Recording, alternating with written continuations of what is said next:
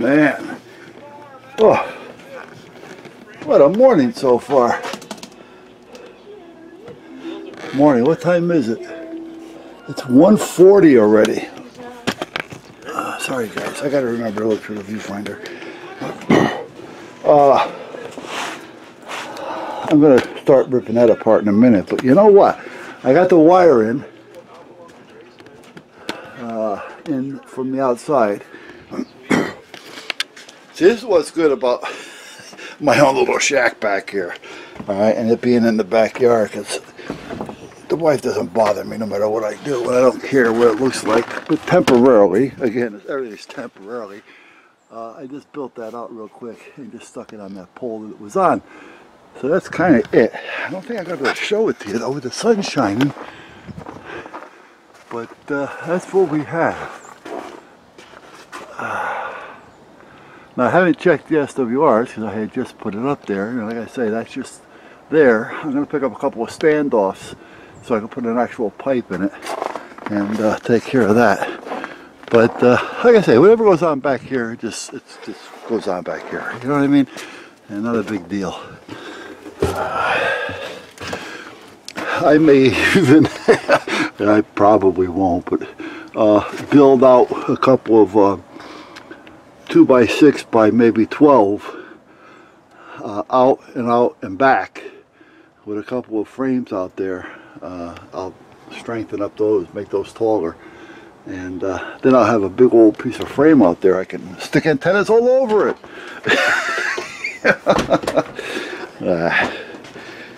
Anyway, that's about where I'm at.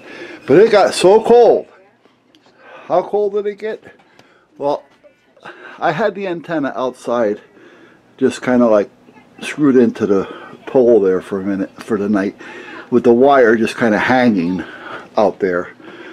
And today when I was putting it up there, I noticed that the casing on this wire actually started to chip off. Yeah, that's how cold it got. Now I'm not going to worry about it now because it's cold. However, I did hear, I heard that Tuesday it may hit the 40s. And that is a wonderful thing.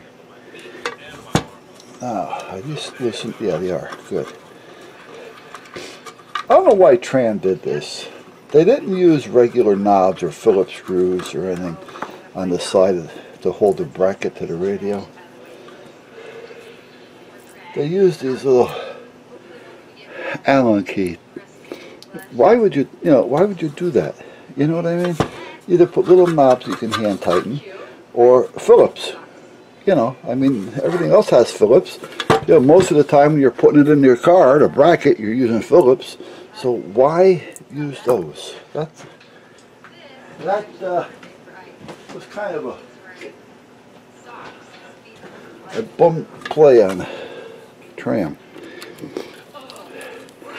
But they did make it easy to get into, that's for sure, once you got those off. You had to take those off in order to get out of the car, or off the bracket, wherever you were using it. These radios were so good in their day, well, even like today, they use them as bases. These radios were a kick-ass radio.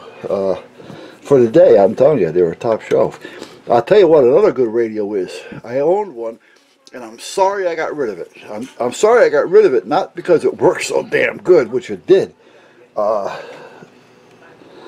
but just to still have it as a collector piece. And I'd be using it still if I had it.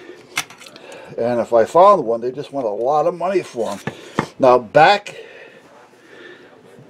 in 70, I want to say about 79, somewhere 80, I bought one, and it cost me $1,200 back then for a 40 channel. This thing was top shelf. It was made in New Mexico, and I'm telling you, what a unit. ARF 2001. just to open it up and look, the way that they constructed that radio was phenomenal. And I think I may have said it before, it had a switch in the front. They called it SAM. And that switch, when you flipped it on, that was like turning on a 100-watt amplifier. But it was strictly audio. What a system. I got in more arguments with people over that, thinking that I turned on an amplifier. I had more people, you know, CBers coming to my house so that I was able to prove to them what it was. Alright, anyway, this is where I'm going to rob the capacitor from. I don't know why I was doing that. Here's an old crystal unit here. Now, you can make this a 40 channel or whatever, but it's really not worth it because it's not doing all that well. I mean, it's not as good as it used to be in its day. It's tired. And jumping like every 4 channels or so. So you put enough channels in there, enough crystals in there with a switch, then it would switch these crystals off. These are your crystals, and it would switch the other bank on, and that would give you another. Each crystal, I believe, was good for like 4 channels, if I remember right. But that's how that kind of worked. So now there's really nothing in this radio except these switches that are worth saving, because they are still good today. I'll probably have to clean them a little bit. The mic jack is worth saving, but I've got a bunch of them, so I'm not going to waste my time with it. This rocker switch thing, that should be on a little circuit board, which it is. I may save that. The dial here is not worth saving. It's only a 23 channel, and it's probably tired at this point. So the meter I'm not going to save. Basically, I'm just going to yank it apart, and I'll keep it in a little pile, so if I need a part for something, and in this case I need a capacitor, so I'll take out a couple capacitors and see what we come up with. Alright, I'll be back.